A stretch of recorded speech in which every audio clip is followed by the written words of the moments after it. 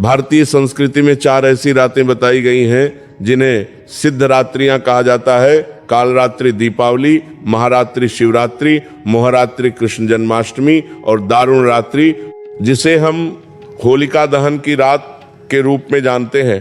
तंत्र शास्त्र और ज्योतिष विज्ञान के अनुसार इस रात ब्रह्मांड की ऊर्जाएं अपने चरम पर होती हैं।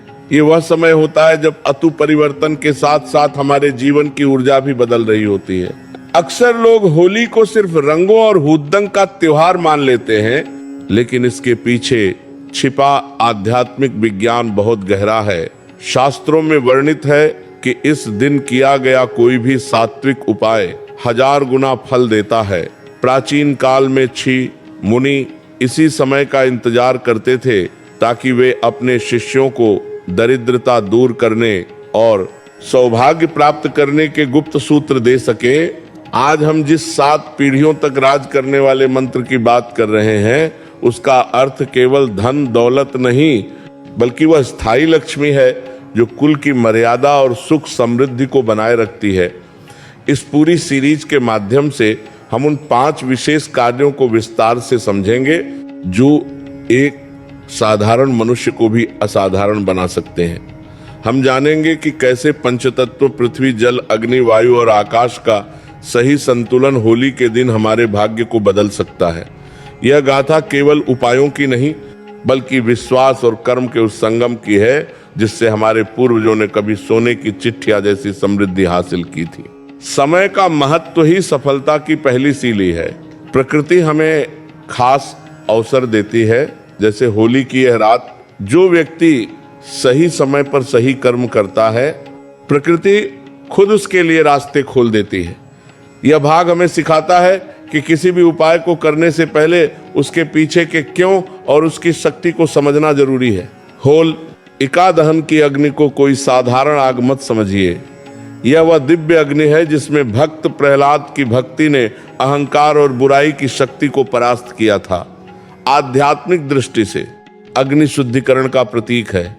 जिस प्रकार सोना आग में तपकर कुंदन बनता है, उसी प्रकार होलिका की अग्नि हमारे जीवन के दुर्भाग्य को जलाकर सौभाग्य में बदलने की क्षमता रखती है। शास्त्रों के अनुसार होलिका दहन के समय वायु की दिशा और अग्नि की लपटें आने वाले भविष्य का संकेत देती हैं, लेकिन जो सबसे गुप्त बात है वह है इसमें दी जाने वाली आहुति। पुराने समय में जब गांवों में संपन्नता का अभाव होता था, तब लोग सामूहिक रूप से होलिका में गाय के उपले, अनाज की बालियां और विशेष लकड़ियां अर्पित करते थे। इसके पीछे एक गहरा विज्ञान था। जलती हुई होलिका में देसी घी, कपूर और पीली सरसों डालने से वातावरण में मौजूद कीटाणु और नकारात्मक ऊर्जा का नाश होता है। जो लोग आर्थिक तंगी से जूझ रहे हैं, उनके लिए इस रात एक विशेष विधान बताया गया है। होलिका की परिक्रमा करते समय यदि आप अपने हाथ में एक सूखा नारियल और काले तिल लेकर नमो भगवते वासुदेवाय का जाप करते हुए उसे अग्नि में समर्पित करते हैं, तो ये क्रिया आपके संचित पापों और क्षण कर्ज को भस्म कर देती है। ये केवल एक धार्मिक क्रिया नहीं है, बल्कि यह अपने पुराने अभावी व्यक्तित्व का त्याग कर एक नए समृद्ध व्यक्तित्व को अपनाने का संकल्प है। याद रखिए, दरिद्रता पहले मन में आती है, फिर जीवन में। होलिका की यह दिव्य अग्नि आपके मन के डर और दरिद्रता के विचार को जलाकर राख कर देती है, जिससे 7 पीढ़ियों तक समृद्धि का आधार तैयार होता है। पुरानी बुराइयों का त्याग ही नई समृद्धि का द्वार है। जैसे होलिका जली और प्रहलाद बचे, वैसे ही हमें अपने भीतर के लालच और आलस्य को जलाना होगा। यह भाग हमें दिखाता है कि जब तक हम पुरानी सती गली आदतों और नकारात्मक सोच की आहुति नहीं देंगे, तब तक हमारे जीवन में नई ऊर्जा और धन का संचार नहीं हो सकता। होलिका दहन के अगले दिन जब अग्नि शांत हो जाती है, तो पीछे बचती है पावन भस्म राख। शास्त्रों में इस राख को विभूति के समान पूजनीय माना गया है। प्राचीन ग्रंथों के अनुसार होलिका की राख में उन सभी औषधियों और मंत्रों की ऊर्जा समाहित होती है जो दहन के समय वायुमंडल में गूंज रहे थे। यह राख केवल जली हुई लकजी नहीं है, बल्कि यह नकारात्मकता के अंत और सकारात्मकता के उदय का बीज है। आयुर्वेद और ज्योतिष के जानकारों का मानना है कि इस राख में ऐसे गुण होते हैं जो वास्तु दोष को जड़ से खत्म कर सकते हैं। यदि आपके घर में बिना वजह क्लेश रहता है या पैसा टिकता नहीं है तो इस राख का एक विशेष प्रयोग किया जाता है। होलिका की ठंडी राख को लाकर उसे गंगाजल में मिलाएं और अपने घर के हर कोने में उसका छिड़काव करें। ऐसा करने से घर की नकारात्मक आभा, नेगेटिव ऑरा तुरंत साफ हो जाती है। लेकिन सबसे बड़ा रहस्य छिपा है तिजोरी में। जो लोग पीढ़ियों तक संपन्न रहना चाहते हैं वे इस राख को एक छोटी सी चांदी की डिब्बी या लाल रेशमी कपड़े में बांधकर अपनी तिजोरी में रखते हैं।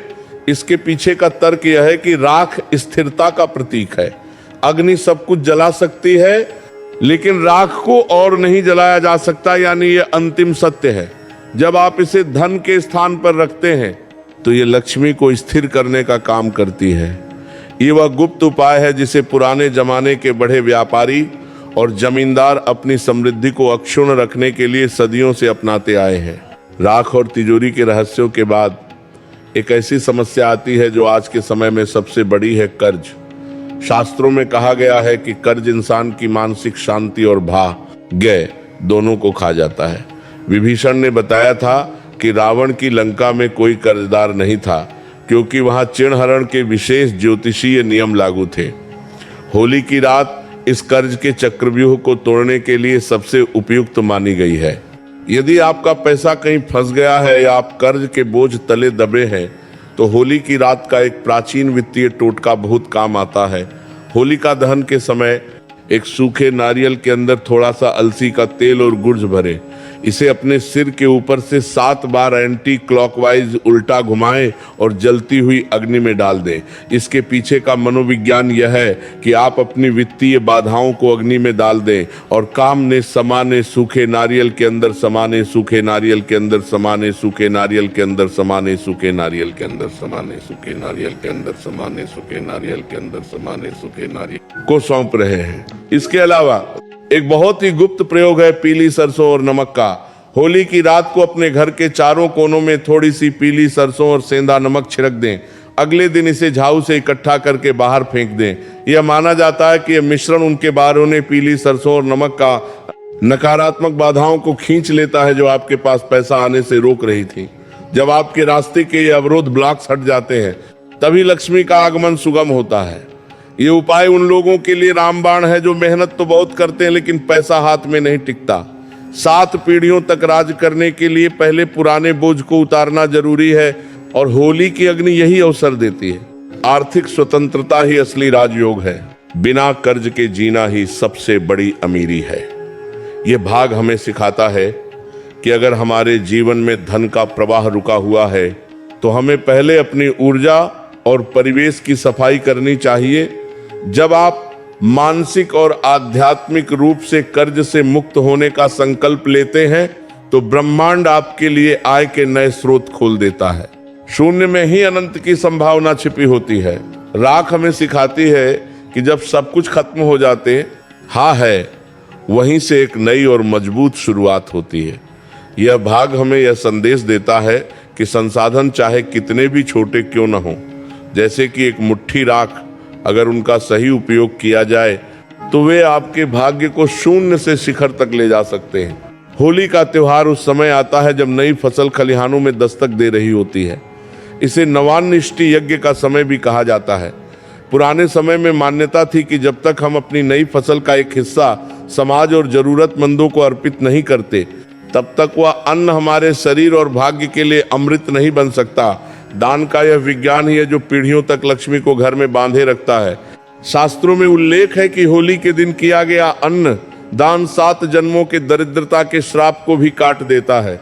यहाँ अन्न केवल भोजन नहीं है बल्कि वो ऊर्जा है जो वंश को आगे बढ़ाती है। यदि आप चाहते हैं कि आपके आने वाली 7 पीढ़ियां कभी भूखी न रहे तो होली के दिन एक विशेष नियम का पालन करें।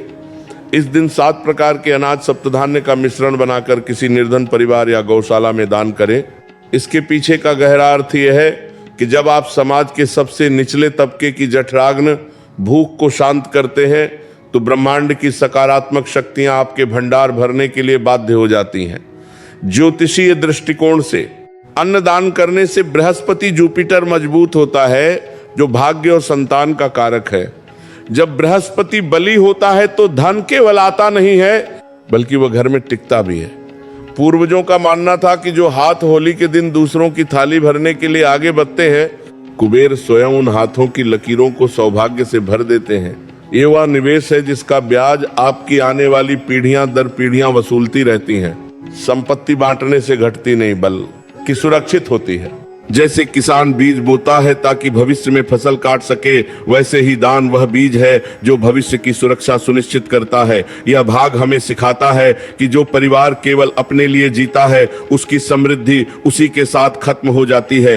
एक करेन के बास के लिए, जब नान धरस के लिए, समृद्धि में करेन के लिए, जब बूद रहानेता है समृद्धि में करेन के लिए, आज तक परिवार के लिए बूद रहानेता है समृद्धि में करेन के लिए, जब नान बीज भी है समृद्धि में करें के लिए, कर के लिए, समृद्धि में करें के लिए, समृद्धि में करें के लिए, समृद्धि में करें के लिए, समृद्धि में करें के लिए, समृद्धि में करें के लिए, समृद्धि में करें के लिए, समृद्धि में करें के लिए, समृद्धि में करें के लिए, समृद्धि में करें के लिए, समृद्धि में करें के लिए। लेकिन जो दूसरों का पेट भरता है उसकी कीर्ति और लक्ष्मी युगों युगों तक अमर रहती है। होली का त्योहार उस संधि काल में आता है जब सर्दियां जा रही होती हैं और गर्मियों का आगमन हो रहा होता है। इस समय हमारे शरीर और मन दोनों में सुस्ती और नकारात्मकता का वास होने लगता है। प्राचीन ऋषियों ने रंगों के इस उत्सव को एक थेरेपी की तरह बनाया था। हर रंग का एक अपना ग्रह और अपनी ऊर्जा होती है। जब हम होली के दिन पीले रंग का उपयोग करते हैं तो हम अपने जीवन में गुरु बृहस्पति की ऊर्जा को आमंत्रित करते हैं, जो ज्ञान और संतान सुख का कारक है। जब हम लाल रंग या गुलाल का तिलक लगाते हैं तो ये मंगल की शक्ति और उत्साह का संचार करता है। लेकिन यहाँ सबसे बड़ी गुप्त बात जल तत्व की है। शास्त्रों में जल को भावनाओं और धन के प्रवाह का प्रतीक माना गया है। होली के दिन केसर या टेसू के फूलों से बने जल से स्नान करना या एक दूसरे पर छिड़कना केवल परंपरा नहीं है, यह जल आपके आभा मंडल आरा की सफाई करता है। पुराने ग्रंथों में वर्णन मिलता है कि यदि कोई व्यक्ति आर्थिक तंगी की तक्की साराना पुरानी बीमारी से जूझ रहा है तो उसे होली के दिन जल में थोड़ा सा गंगा जल और हल्दी मिलाकर घर के मुख्य द्वार पर छिड़कना चाहिए। यह क्रिया किस्मत की बीमारी को दूर करती है। जब आपके शरीर और घर का जल तत्व शुद्ध हो जाता है तो धन का प्रवाह, कैश फ्लो अपने आप बढ़ने लगता है। जो परिवार होली के दिन खुशी खुशी इन प्राकृतिक रंगों का आदान प्रदान करते हैं उनके बीच का मनमुटाव खत्म होता है और जहां प्रेम होता है वहां लक्ष्मी का स्थायी निवास अपने आप सुनिश्चित हो जाता है। जैसा रंग आप दुनिया को देंगे वैसा ही रंग आपके जीवन में वापस आएगा। प्रकृति का नियम है प्रतिध्वनि। यदि आप प्रेम और उत्साह के रंग बिखेरेंगे तो ब्रह्मांड आपको समृद्धि और शांति के रंगों से भर देगा। ये भाग हमें सिखाता है कि जीवन में नीरसता को दूर करने के लिए खुद पहल करनी पड़ती है। जब आप खुशियां बांटते हैं तो आप अपनी आने वाली पीढ़ियों के लिए एक सकारात्मक वंशावली तैयार कर रहे होते हैं। होली का पावन पर्व फाल्गुन मास की पूर्णिमा को मनाया जाता है। शास्त्रों के अनुसार पूर्णिमा की तिथि हमारे पूर्वजों यानी पितरों को अत्यंत प्रिय होती है। मान्यता है कि यदि घर का पितृदोष शांत न हो तो व्यक्ति चाहे कितनी भी मेहनत कर ले, धन पानी की तरफ बह जाता है और वंश आगे नहीं बढ़ता। 7 पीढ़ियों तक राज करने का सपना तभी सच होता है जब आपकी जड़ें यानी आपके पूर्वज आपसे प्रसन्न हो। होली के दिन गौ सेवा का एक ऐसा गुप्त विधान है जो सीधे पितरों तक पहुंचता है। गाय के शरीर में 33 कोटि देवी देवताओं के साथ साथ पितरों का भी वास माना गया है। पुराने समय में होली की पहली रोटी गाय के लिए निकाली जाती थी जिसे गौ ग्रास कहते हैं। इस दिन यदि आप गाय को गुज्ज और भीगी हुई चने की दाल अपने हाथों से खिलाते हैं तो ये सीधे आपके कुल की उन्नति का मार्ग प्रशस्त करता है। विद्वानों का कहना है कि जब आप होली की अग्नि में आहुति देते हैं तो उससे निकलने वाला धुआं पितृलोक तक शीतलता पहुंचाता है। जो लोग चाहते हैं कि उनकी आने वाली संतानें बुद्धिमान और धनवान हों, वे होली के दिन पितरों के नाम पर किसी प्यासे को पानी पिलाने या राहगीरों के लिए शरबत की व्यवस्था करने का संकल्प लेते हैं। जब पितरों का आशीर्वाद मिलता है तो घर में अकाल मृत्यु और बीमारी का प्रवेश नहीं होता, धन की रक्षा तभी होती है जब परिवार सुरक्षित रहता है। यह वह अदृश्य कवच है जो 7 पीढ़ियों तक आपके परिवार को हर बला से बचाए रखता है और सुख समृद्धि को निरंतर बताता रहता है। जय मजबूत होंगी तभी पेड़ फल देगा। हमारे पूर्वज हमारी जहें हैं। यदि हम उन्हें भूलकर केवल वर्तमान में सुख ढूंढेंगे तो वह सुख क्षणभंगुर होगा। यह भाग हमें सिखाता है कि कृतज्ञता, ग्रेटिट्यूड ही सबसे बड़ी संपत्ति है। जो इंसान अपने माता पिता, बुजुर्गों और गौ माता की सेवा करता है उसे धन के लिए कभी दर दर नहीं भटकना पड़ता। लक्ष्मी स्वयं उसके पीछे पीछे चलती है। शास्त्रों में होली की रात को सिद्ध रात्रि इसलिए कहा गया है क्योंकि इस समय ब्रह्मांड का द्वार खुला होता है और आपकी प्रार्थनाएं सीधे ईश्वरीय शक्ति तक पहुंचती हैं। इस भाग का मुख्य केंद्र है श्री यंत्र। श्री यंत्र को माता लक्ष्मी का भौतिक स्वरूप माना जाता है। कहा जाता है कि जिसके पास सिद्ध श्री यंत्र है उसके घर में दरिद्रता कभी प्रवेश नहीं कर सकती। होली की आधी रात को, जिसे महानिशा काल कहते हैं, श्री यंत्र की स्थापना या उसकी पूजा का विशेष महत्व है। यदि आपके घर में पहले से श्री यंत्र है तो उसे एक कांसे की थाली में रखें और पंचामृत से उसका अभिषेक करें। अभिषेक करते समय श्री हरि श्री कमले कमलालय प्रसीद प्रसीद मंत्र का जाप करें। इस मंत्र की ध्वनि तरंगे होली की ऊर्जा के साथ मिलकर श्री यंत्र को चैतन्य एक्टिवेट कर देती हैं। पुराने समय के राजा महाराजा और धनी सेठ इस रात एक और गुप्त काम करते थे। वे अष्टलक्ष्मी के नाम से 8 घी के दीपक जलाते थे। ये दीपक घर की 8 दिशाओं में रखे जाते थे ताकि लक्ष्मी किसी भी दिशा से आए उसे घर में अंधकार न मिले। विभीषण ने भी रावण की लंका की समृद्धि का राज यही बताया था कि वहां कभी संध्या के समय अंधकार नहीं होता था। जब आप होली की रात को मंत्रों के साथ लक्ष्मी का आह्वान करते हैं तो वह केवल आपके लिए नहीं बल्कि आपके वंश की आने वाली 7 पीढ़ियों के लिए उस स्थान को सुरक्षित कर देती है। यह साधना एक प्रकार का मैग्नेटिक फील्ड तैयार करती है जो अवसर, सफलता और धन को आपकी ओर खींचता है। अनुशासन और एकाग्रता ही सिद्धि की कुंजी है। साधना का अर्थ केवल पूजा पाठ नहीं बल्कि अपने लक्ष्य के प्रति पूरी तरह समर्पित होना है। यह भाग हमें सिखाता है कि धन केवल मेहनत से नहीं बल्कि सही ऊर्जा प्रबंधन से आता है। जब आप अपने परिवेश को सकारात्मक और व्यवस्थित रखते हैं तो सौभाग्य आपका पीछा कभी नहीं छोड़ता। शास्त्रों में एक बहुत ही गंभीर बात कही गई है, जहां सुमतितः संपत्ति नाना, जहां कुमतितः विपत्ति निदाना। यानी जहां आपसी प्रेम और तालमेल होता है वहां सुख संपत्ति खुद चलकर आती है। होली का पर्व होलिका दहन के माध्यम से हमें यह सिखाता है कि जिस तरह अग्नि बाहर की गंदगी जलाती है उसी तरह हमें अपने भीतर की नफरत और ईर्ष्या को भी जला देना चाहिए। अक्सर लोग पूछते हैं कि हम मेहनत बहुत करते हैं, उपाय भी करते हैं, फिर भी बरकत क्यों नहीं होती। इसका गुप्त कारण है पारिवारिक क्लेश और मन में दबी हुई कड़वाहट। तंत्र शास्त्र के अनुसार जब हम किसी से ईर्ष्या करते हैं या किसी के प्रति मन में द्वेष रखते हैं तो हमारे शरीर का आभामंडल आउरा काला पड़ जाता है। काली ऊर्जा वाले घर में माता लक्ष्मी कभी पैर नहीं रखती। 7 पीढ़ियों तक राज वही परिवार करता है जिसकी नींव एकता पर टिकी हो। होली का दिन क्षमादान के लिए सबसे उत्तम माना गया है। पुराने समय में रिवाज था कि होली पर लोग गले मिलते थे और पुराने गिले शिकवे भूल जाते थे। वैज्ञानिक दृष्टिकोण से भी जब आप किसी को माफ करते हैं तो आपके मस्तिष्क से स्ट्रेस हार्मोन्स कम होते हैं और पॉजिटिव वाइब्स बढ़ती हैं।